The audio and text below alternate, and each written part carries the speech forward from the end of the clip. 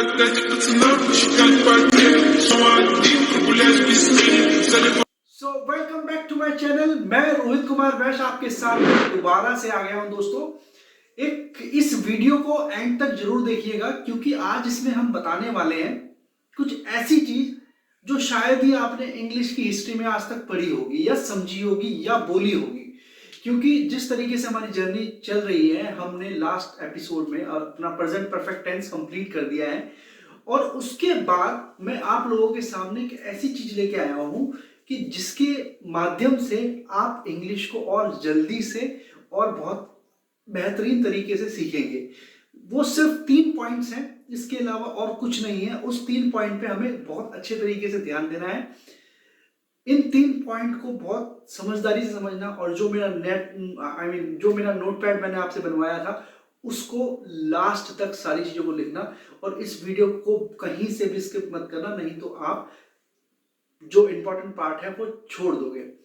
सो दोस्तों, हम जिस तरीके से टेंसेस पढ़ रहे हैं, या हमने use of is am are verb, या हमने बेसिक सारी चीजें की हैं, उसके बाद हमें ये चीज समझ में नहीं आ रही कि हम बहुत अच्छे तरीके से अपने फ्लो में चल रहे हैं, बट साथ ही साथ हमें इसके साथ और क्या करना है। सो दोस्तों, सबसे पहला पॉइंट, मिरर प्रैक्टिस। सो दोस्तों, जितने भी टेंसेस आपने मेरे साथ अभी सीखे हैं या समझे हैं, उसको अपने माइंड में बैठाते हुए उसके सभी टेंसों को, उस पे सारे सेंटेंसेस को अपने दिमाग में रखते हुए मिरर के सामने बोलने हैं।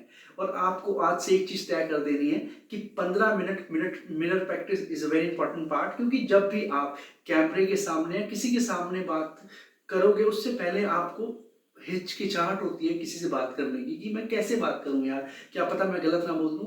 तो सबसे पहले हमें अपने आप को फेस करना होता है कि हम अपने सामने बोल पा रहे हैं या नहीं। अगर अपने सामने बोल सकते हैं तो वो ही बहुत इंपॉर्टेंट पार्ट है। सो दोस्तों, मिरर प्रैक्टिस बेसिकली हमने करनी कैसे है, आपको बहुत अच्छे तरीके से समझा रहा हूँ। आपके घर में कोई भी मिरर हो, बट मिरर कोशिश करना कि आपका पासपोर्ट साइज फोटो जितना होना चाहिए कि आपका ये वाला पूरा पार्ट मिरर में पूरा अच्छे तरीके से दिखे। अगर आपके पास फुल मिरर है तो that will be perfect for you, क्योंकि फुल मिरर में आप पूरी बॉडी आपकी दिखेगी और आपका पोस्चर एंड जेस्चर सारा चीज नोट होगा उसके अंदर। सो दोस्तों, पोस्चर जेस्चर क्या चीजें होती हैं ये हम आगे पढ़ने वाले हैं, बट फिलहाल आप इतना समझ लीजिए कि आपकी पूरी बॉडी की मूवमेंट, आप किस तरीके से हिल रहे हैं, आप क्या इंग्लिश बोलते समय आपका बॉडी लैंग्वेज क्या है, ये आपको नोट करना है। और नोट करें या ना करें, बट अपने सामने आप बोलने की कोशिश जब करेंगे ना, तो शुरू के 7 दिन आपको दिक्कत बहुत ज्यादा होगी। 8वें दिन आप अपने सामने खड़े होकर के बोलना स्टार्ट कर देंगे, जिससे कि आपका सेल्फ कॉन्फिडेंस बहुत ज्यादा इंक्रीज हो जाएगा दोस्तों। सो दूसरा पॉइंट, न्यूज़पेपर बहुत ही इंपॉर्टेंट पार्ट है आपकी लाइफ का।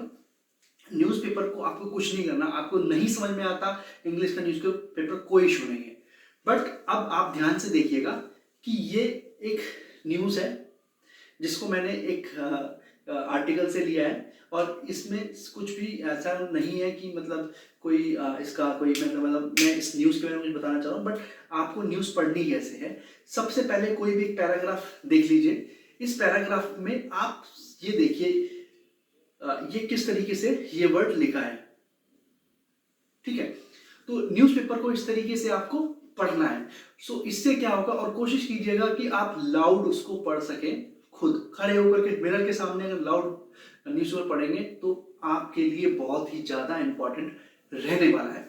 सो थर्ड पॉइंट आज से, क्योंकि मैंने जब अपने चैनल की स्टार्टिंग हुई थी तो मैंने आपको एक बोला था कि आपको एक वर्ड मीनिंग का एक रजिस्टर बनाना है, साथ ही साथ जिसमें आपको डेली के 2 वर्ड जरूर लिखने हैं। सो दोस्तों, 2 वर्ड लिखने के बाद आपको एक चीज ध्यान रखनी है कि 2 वर्ड पूरे दिन में आपको अपने माइंड में रखने हैं। तो दोस्तों, ये वर्ड आपके लिए बहुत इंपॉर्टेंट होने वाले हैं। जैसे कि आप सिंपल सा समझिए कि गो मतलब जाना, ये तो बहुत सिंपल वर्ड है। आप सोचिए कि किस तरीके से अपनी डिक्शनरी के अंदर आप हैवी वर्ड्स ऐड कर सकते हैं। सो दोस्तों, ये 3 पॉइंट आपके लिए बहुत इंपॉर्टेंट होने वाले हैं आपकी इंग्लिश लर्निंग को सीखने के लिए, स्पीकिंग के लिए। बहुत ज्यादा पेशेंस रख के सीखिए। देखो, बहुत सारे कमेंट्स अपने पास ये भी आएंगे कि यार ये तो बहुत टाइम लग रहा है, इतने लंबे टेंस सिखा रहे हैं और ये तो बड़ा time, it is time consuming. But एक चीज आपको बता दूं कि टाइम कंज्यूमिंग जरूर है, बट इंग्लिश को अगर बेसिक से समझना है तो आप बहुत अच्छे तरीके से समझ सकेंगे।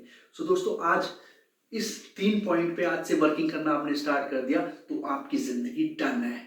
Thank you so